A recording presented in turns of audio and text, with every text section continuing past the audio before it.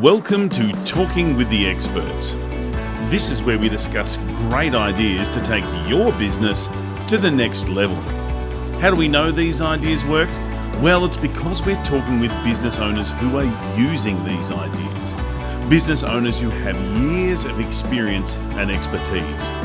All things business by business owners for business owners. And now, here is your host, Rose Davidson.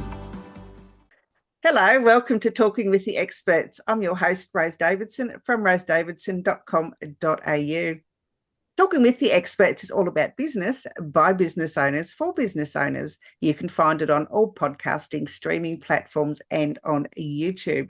And today it's my very great pleasure to introduce you to Ethan Decker. And we're going to be discussing laws and levers of brand science. Now, I've been told that Ethan is a global expert in the science of brand growth, evidence-based marketing and consumer behaviour, and the principles of effective advertising.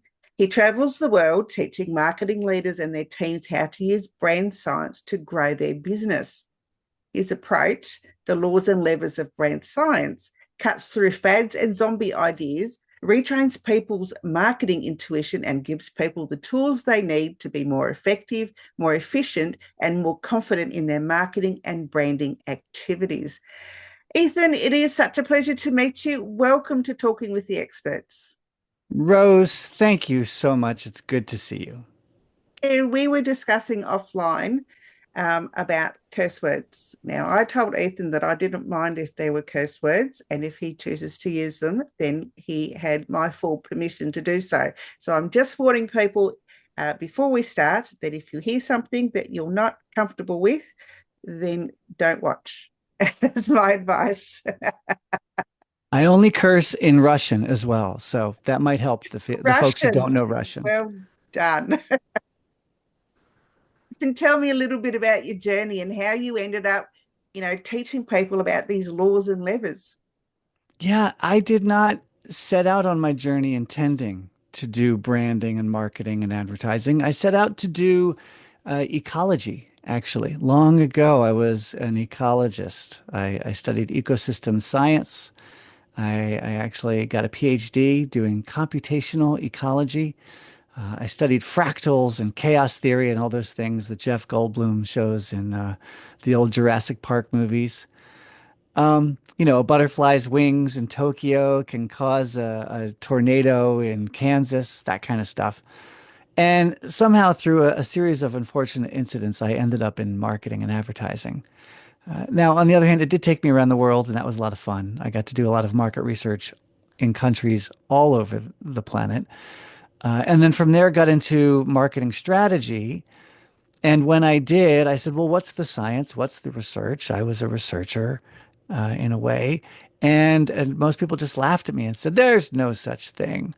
And I suppose I have the last laugh because there is such a thing. And it helps you avoid costly and timely mistakes. So if you know the marketing science, you can do better marketing.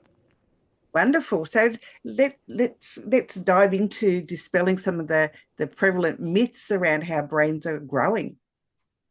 Sure. One of the first ones I love to talk about is that people, and there's no real soft way to say this, but people generally don't care about your brand. And when you're a brand person, when you run a brand, when you own a brand, when you've started a brand or work on one, you think a lot about it and you care a lot about it and you know a lot about it. And it's hard to remember that no one thinks, cares, or knows as much as you do about your own brand, and especially not your customers. And they might be regular customers. They might buy you all the time, but they might barely remember, wait, is it the blue pack or is it the red pack? I think it's the blue pack. I think that's the one I get. And it's disheartening in a way, but then it's also freeing. But it is a very pernicious myth and a belief in marketing that people care about brands and they care enough to learn about brands and learn all the details about your brand story and follow you on social media. I don't know about you, Rose. I don't follow many brands on social media, and I'm in marketing. I don't either. I think, I'll go and buy something because perhaps I've bought it before, but I, you know, I'm not faithful to any particular brand. Sure, sure. Well, that's another great myth to talk about is the myth of pure brand loyalty. There is once again a belief once you're owning a brand or managing a brand that you're going to win people over and they will become converts. They will forego all other brands for you. And you fall in love with Levi's jeans and you only buy Levi's, or you're an Adidas person. Wait, is it Adidas on your side of the planet? I Depends believe. on what country you come from, I think. Correct, correct. So maybe you're an Adidas person and never a Nike person, and it's like the Capulets and the what's the other ones from Shakespeare? Two houses divided. The Capulets and the Romanescus. I don't know what it is either, but supposedly you become a diehard Nike person and you never buy Adidas. And the truth is actually much more familiar to all of us if we just remember that if you look in your own closet, you have multiple brands. If you look in your own cupboards, you buy multiple brands of sauce or pasta or whatever it is. You're very rarely beholden and married to just one brand. But when you're a marketer, you think that's the goal. You think that's the pinnacle, the peak of having a strong brand is to have undying brand loyalty. But actually it's kind of a myth. And even the mythic brands like Levi's or Nike or Apple or in the States here, there's a motorcycle brand called Harley Davidson. And everyone feels like Harley Davidson has this mythic level of brand passion and brand loyalty. Even Harley doesn't have Harley Davidson's mythical levels of brand loyalty. So it's another myth that's very pernicious in the worlds of branding and marketing. It's interesting because a lot of people won't buy anything else but a particular brand. So in clothing or footwear or cars or motorbikes or whatever. I mean, I know people who will not buy anything else but a Harley Davidson. Sure. Um, and they've tried others, obviously, as they were progressing up the chain. But yeah, Yeah. so I'm thinking that, there might be a level of brand loyalty about the place, but I don't think you actually start off being loyal to a brand. You have to grow into it. Well, for sure. And the tricky part is that the people that tell you about their motorcycles are the ones who are fanatical about their motorcycles.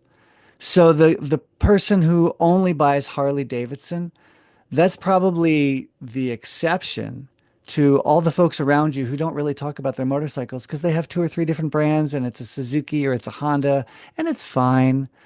But the passionate people are the loud ones and they're the ones we remember. So if you follow your own social media, it's very deadly because all you hear are the passionate people who seem to love your brand and have have given up all other brands just for you. And there's a massive silent majority who like you just fine and they still buy some other brands and that's okay.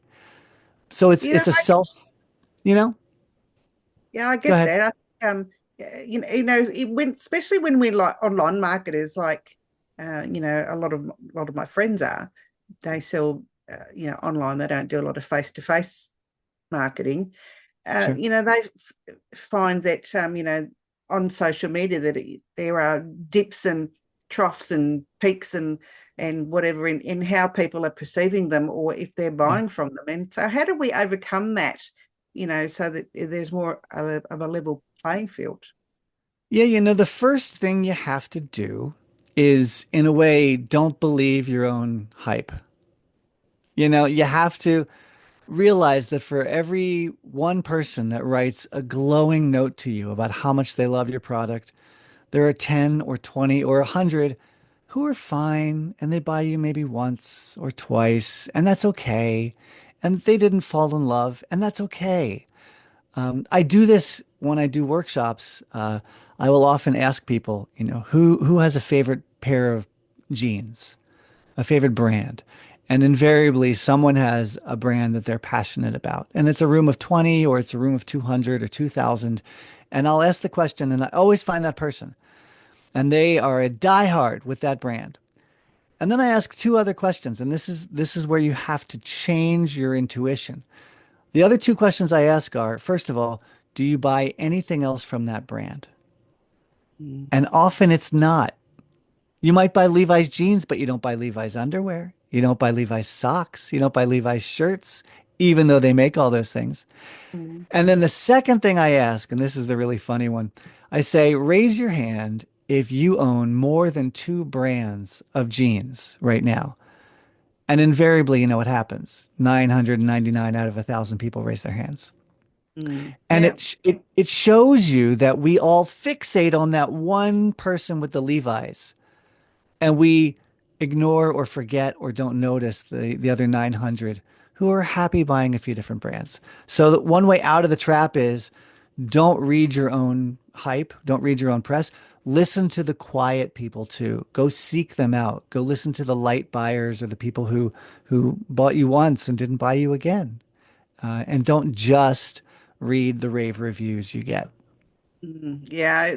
Sometimes it's an ego thing, really, isn't it? It's it tends to you get a really good review or you get two or three and you think, oh, ego's all blown up out of proportion. But Yeah. then you get a really bad review or a mediocre review and you think, oh God, what have I done wrong? Yeah, yeah. I'm no stranger to that. I get a great glowing review about something I did, an article I wrote, or I'm starting a podcast as well, and some comments, and then people gush about something, and then I think, oh, people love it, and then I remember my own advice, right? Which is, oh, that's one out of 1,000, and the others, they maybe read it, they maybe skimmed it, they maybe just saw the title. It's okay. It's okay. Yeah, that's just you. Just leave it at that and think, really, am I that good or is it just in my own head that I'm that good? Yeah, yeah. So that's one of the keys is to get over that. Yeah, absolutely. So let's move on to learning. What are the three most important and universal laws of marketing? Sure. Well, I think we covered a couple of them already. One of them was that people really don't think, care, or know that much about brands, even the ones they buy regularly or the ones that are expensive. So, for instance, cars are fairly expensive, especially if you buy a new one. And very few people, again, one out of 500, will check under the hood and look at the shocks and the struts and look at the safety record and look at the brakes and read all of the reports. The rest of us are happy if the review site gave it 4.8 stars out of 5. We're happy with a star rating. We don't really want to look at all the details. So that's the first one is we just don't think, know, and care much about brands.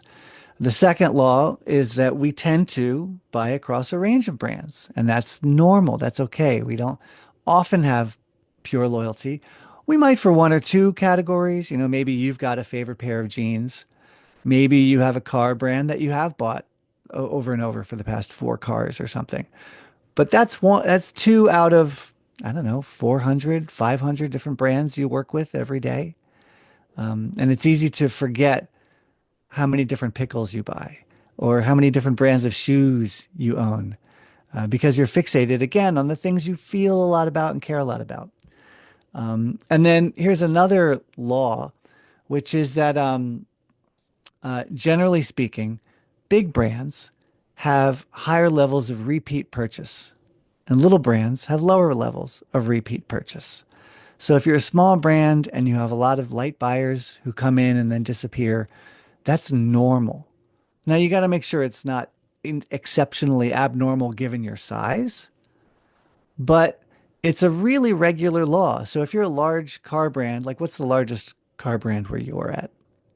At the moment, it's a Chinese one. I think it's called Cherry. Cherry? It's the biggest Mm. brand? Okay. Here in the States, it would either be Ford or Toyota. But these are, some of the world's largest car brands. They tend to be bought over and over again at higher rates than the real small brands like Fiat or Mini Cooper, or these brands that we think are passion brands. Like, oh, people love their Mini Coopers and they all talk about it all the time. And there's such an association with your car and it's such a badge. But over and over again, the research, and a lot of it comes from Australia, shows that the big brands get higher levels of repeat purchase, which some would call loyalty, and the small brands just have lower levels of repeat purchase. They have lots more light buyers. Maybe because they last longer. It could be. I think it's partly just because they don't come to mind as much and Yeah, they're not as easy to find. And a small brand also doesn't have all the options. Like if you true. buy a Mini Cooper, they come in what, three models at most? Mm, Toyota has 30 models. yeah, absolutely. So, Ford you has, I know, don't know. Yeah, they got yeah. that many. I don't think I've lost count. So Yeah, yeah. So there are lots of factors. One of them just is the product range, but another one is how available is it? And then the third is do you even think of it again when it's time to buy it again? Or do you think of the absolutely. main brand, the big brand? Yeah, I mean, I've Yeah. been a Ford buyer forever. I mean, I didn't start off. My first car was a Chrysler, but I was a Ford, I guess, buyer, for a number of years. But I'm thinking about changing brands because Ford is not manufactured in Australia anymore. And so I'm looking at doing if when I buy a new car, then I would Mhm. change brands because of features and whether it's built here or just certain things that will sway my decision making into changing a brand and not being loyal to another. Yeah. Yeah. There might be another belief. I'm not sure if it's quite a myth, but there's a belief among marketers that after the customer gives you money and you give them the product or service, that afterwards they owe you something else. And they don't. I mean, if they love the product or love the service, they'll come back. Or if you somehow remind them to come back or remind them you exist again, which is often the big problem. Mm, Um, but I think a lot of brand people think that there should be this third step, right? We get the money, you get the product, and then we get undying love or passion or evangelism. It's not part of the bargain. And so if you enjoyed your car, but your needs changed, you don't have any obligation to stick with that brand. You look for a car that meets your needs. absolutely. Now, I Yeah. agree. I totally agree with that. And I think, Yeah. brand loyalty is has changed over the years. I mean, in days gone by, people would, I mean, when we had a motor car built here, it was called Holden, and then General Motors brought them out, but Mhm. people were still faithful to because it was an Australian vehicle. Right. Um, Once they were no longer manufactured in Australia, people didn't buy them anymore, obviously, because they were manufactured overseas and they weren't an Australian product. Right. Right. They loved you for some reason and then you changed and they stopped loving you. Yeah, Shocker. yeah, yeah. I'll bet you've never had the situation where you found a great pair of pants or a great jacket or something and you loved it because it fit you just right. And then you go back to get it again and they changed the cut of the clothing. And you're Done like, that. oh hell, well there goes that. I'm not going to buy that one again because they messed it up. Yeah, absolutely. Yeah, you shouldn't Yeah. you shouldn't tweak things if there's nothing wrong with the original model. Right. Right. Absolutely. Now, I'd like to learn about these laws and levers, Ethan, if you can Yeah. let in on the secret to what these are. So the laws are some of the things I've been talking about, which are the things that apply to almost every brand, almost every category, every continent. They're very universal. It's like gravity. You don't have to remeasure for gravity when you change your zip code, your postal code. It's still gravity. It works pretty much the same. So the laws are these universal things, and they're good to know. And a lot of people in marketing and a lot of people who run companies don't, because you're just too busy running a company to look all this stuff up. And then there are the levers, and the levers are things which you can pull. This is a metaphor I've invented. The levers are things you can pull that could work for you and might not. They could work today and then not next year. They could work for your brand, but not someone else's brand. So for instance, let's say there's a great furniture store in the States called Restoration Hardware. And they literally are not on social media. They're not on TikTok. They're not on Pinterest. They're not on Facebook. They send out mail catalogs, 1,000 pieces of paper a year to your address, showing you, beautiful glossy photos of their furniture. Now, some would say it's the modern age. You have to be where people are. You have to be on social media. You have to be on TikTok. You have to follow the eyeballs. Apparently, you don't, because Restoration Hardware is a $3 billion brand, and they're making half a billion dollars in profits. So they're doing quite well, thank you very much. And they're running a play. They're pulling a lever that comes from 100 years ago, from the Sears Roebuck catalog days, before TV or even before radio. So a lever is a thing you can pull that you can choose to because of what works for your brand, what resources you have, and what preferences you have.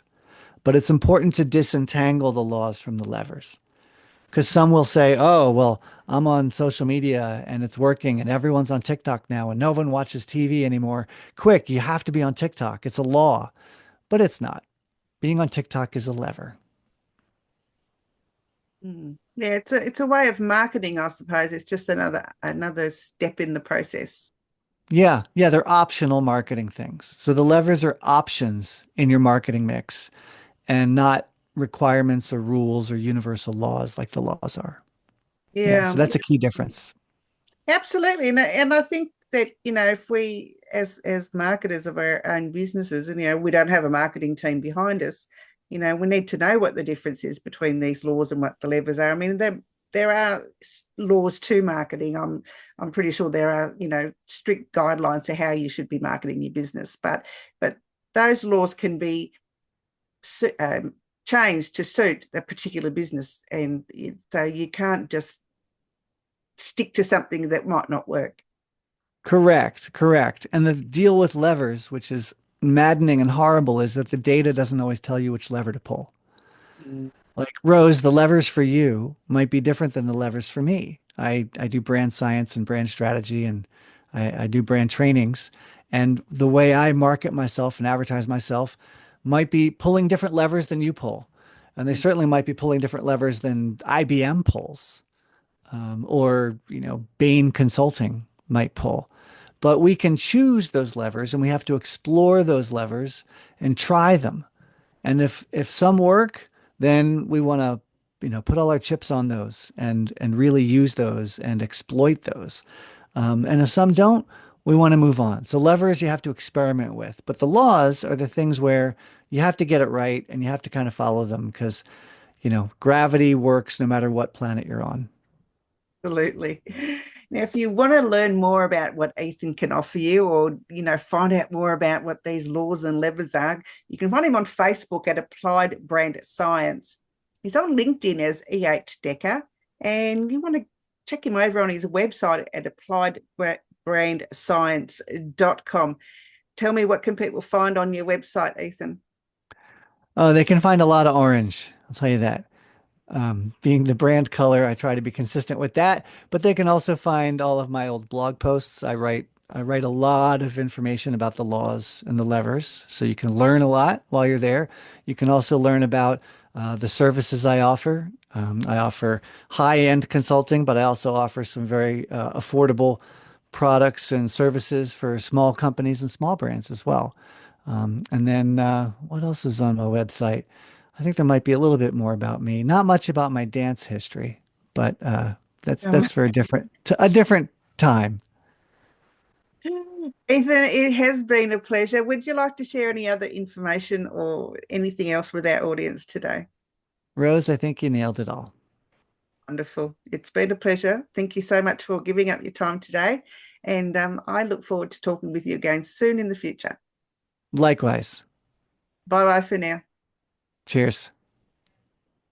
You've been listening to Talking with the Experts, hosted by Rose Davidson. Make sure you have a look at our back catalogue over at talkingwiththeexperts.com.